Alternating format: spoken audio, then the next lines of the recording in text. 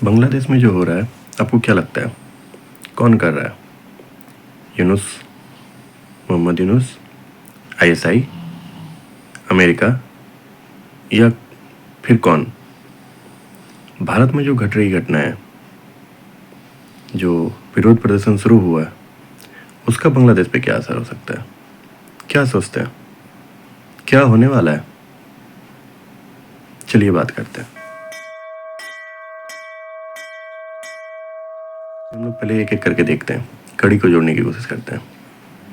ये तो पता है कि आईएसआई वहाँ पर है, उसने जमायत को शुरुआत से ही फंडिंग किया, वहाँ के कॉलेजों में जो शिक्षा व्यवस्था पर अधिकार किया, घुसपैठ की और शिक्षा को इस तरह से प्रभावित किया कि वहाँ का यूथ, जो हम कहते हैं कि यूथ जो है मतलब सेंसिटिव होता है, वो समझदार होता है, पढ़ लिख करके वो समझता है कि अच्छा क्या है, क्योंकि उसे पता है कि वो लैंडलॉक है, भारत से जुड़ा हुआ है। उसके अगर वहाँ के रिसर्च को भी देखें तो वो कहता है भाई कि हम इससे ज़्यादा दूर नहीं जा सकते, हम भारत के बिना आगे नहीं बढ़ सकते, क्योंकि उसका जो भी विकास है वो भारत से हो सकता है, भारत से जुड़ा हुआ है। फिर भी जो है वो भारत के विरोध में है, रेडिकलाइज है पूरा का पूरा। जो खुले दिमाग होना चाहिए वो रेडिकलाइज है। देखिए ना, उस्मान हादी या फिर जो भी हैं नेता, छात्र नेता, वो क्या है, रेडिकलाइज तो है। अब अचानक से इन नेताओं का उभार होता है, अब सोचिए उभार होता है और उस्मान हादी की हत्या कर दी जाती है।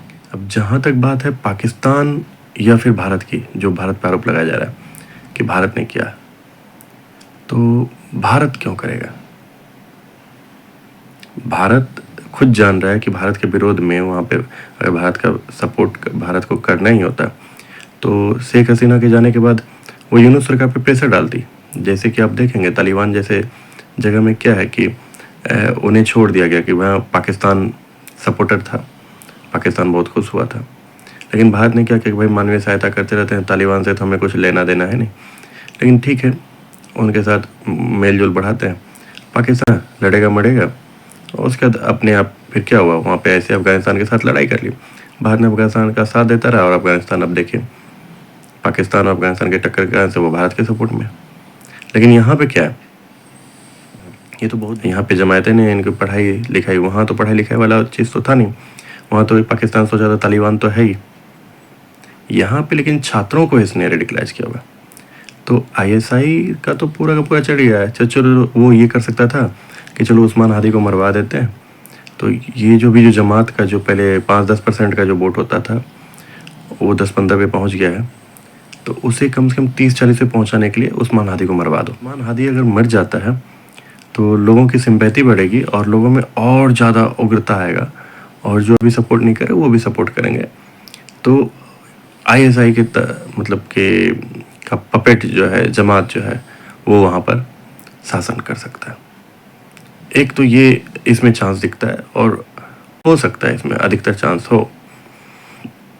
अमेरिका ज़्यादा नहीं करेगा, क्योंकि वो मोहम्मद यूनुस को पपेट के तौर पे पहले से बैठा रखा है। आप जानते हैं मोहम्मद यूनुस जो है अमेरिका का पपेट है, क्योंकि आप नोबेल पुरस्कार देखिए, बिल क्लिंटन या फिर अन्य लोगों के साथ देखें, अमेरिका के जो बड़े बड़े लोग हैं उनसे जुड़ा हुआ जो मोहम्मद यूनुस है।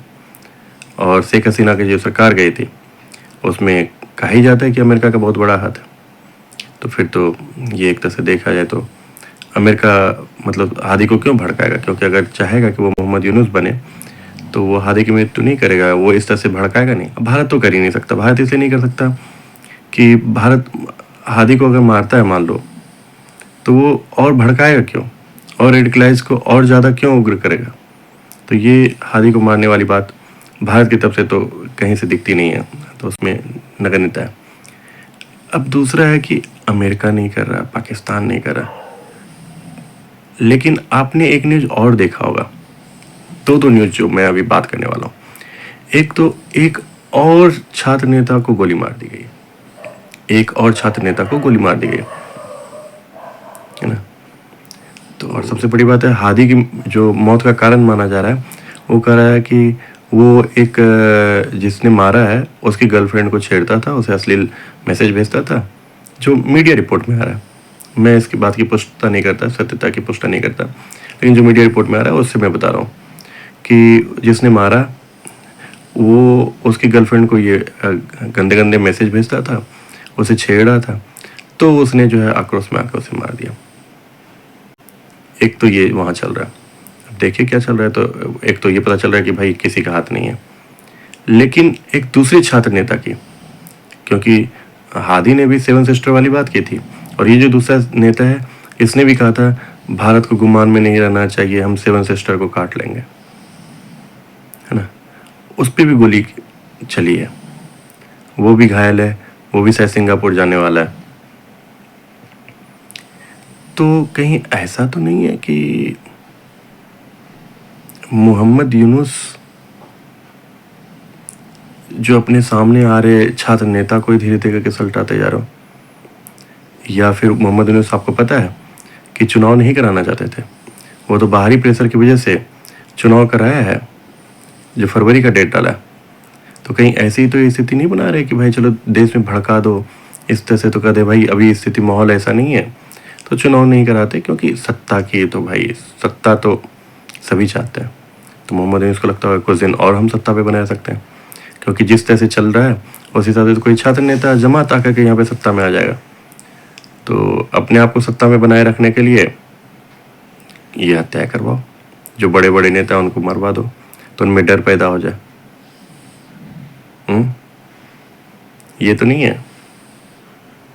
अब जो भी है, लेकिन साथ में एक घटनाएं और भी घटी। वहाँ जो एक हिंदू को जिंदा जलाया गया, और हिंदुओं के साथ जो चल रहा है, अब पूरा विश्व ने कुछ नहीं कहा, मानवाधिकार वाले ने किसी ने कुछ नहीं कहा, है ना। पहली बार भारत में बांग्लादेश के कॉन्सुलेट और ये सब जगह पर आपने देखा होगा बीएचपी और हिंदू संगठन ने जाकर के विरोध मार्च किया। और क्या था कि भारत सरकार सीधे खुल करके नहीं आ रही थी। तो आपको लगता है कि इससे कुछ बांग्लादेश में जो है कुछ डर का माहौल बनेगा, कि भारत में जो विरोध प्रदर्शन किया जा रहा है उससे एक डर का माहौल बनेगा? क्योंकि आपने देखा था, मैं नुपुर शर्मा वाला केस को ही लूँगा। नुपुर शर्मा वाले केस में क्या हुआ था, जब पूरे मुस्लिम कंट्री ने, जब भारत में विरोध हुआ और पूरे मुस्लिम कंट्री ने जब बोलना शुरू किया, तो भारत में भी एक सरकार पे एक अतिरिक्त दबाव आता है। अतिरिक्त दबाव ये आता है कि सरकार जल्दी से जल्दी निर्णय ले इस पे कि भाई इसे किसी तरह से रोके, नहीं तो आपके संबंध सुधारने में बहुत समय लग जाएंगे, है ना। तो वहाँ तो संबंध सुधारने की एक डर थी, लेकिन यहाँ पे किस तरह का डर है? यहाँ पे बांग्लादेश को ये लगता है, या बांग्लादेश में जितने भी जमात या जो भी लोग हैं, कि भारत तो नहीं कुछ करेगा।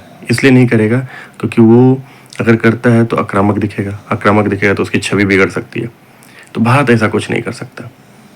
लेकिन जब से ये जो हिंदूवादी संगठन है, बीएचपी है, ये सब ने विरोध करना शुरू किया और कॉन्सुलेट के आगे आकर के मतलब हंगामा, और वहाँ कहा है कि और ज़्यादा उग्र प्रदर्शन करेंगे, तो वहाँ के लोगों को एक डर आ सकता है कि भारत सरकार इसके डर से, मतलब एक दबाव में आकर के हम पे एक्शन ले सकती है। अब भारत ये दिखा सकता है कि भाई हमारे देश में इसका विरोध हो रहा है तो हमें एक्शन लेना पड़ेगा जनता के दबाव में, प्रेशर में। और हो सकता है कि वहाँ पे आपको कूलिंग दिखना शुरू कर जाए बांग्लादेश में, क्योंकि देखो अभी तक तो वो डर था नहीं उन्हें कि अच्छा हमारे साथ कुछ नहीं हो सकता, और साथ में एक दो जो छात्र नेता को गोली लगी है, तो अब उन्हें डबल डर हो सकता है जो छात्र नेता या जो बने हुए हैं, कि भाई भारत भी अगर कर दिया और यहाँ पे हमारे तो चल ही रहे हैं जो चल रहा है, हाँ, तो फिर हमारा तो कोई अस्तित्व ही नहीं रहेगा। तो फिर वो रुक सकते हैं और वहाँ कूलिंग पीरियड शुरू हो सकता है। आप इस पे क्या करते हैं? आपकी क्या राय है? अपनी राय हमसे साझा करें। ठीक है, चलिए आगे मिलते हैं। धन्यवाद।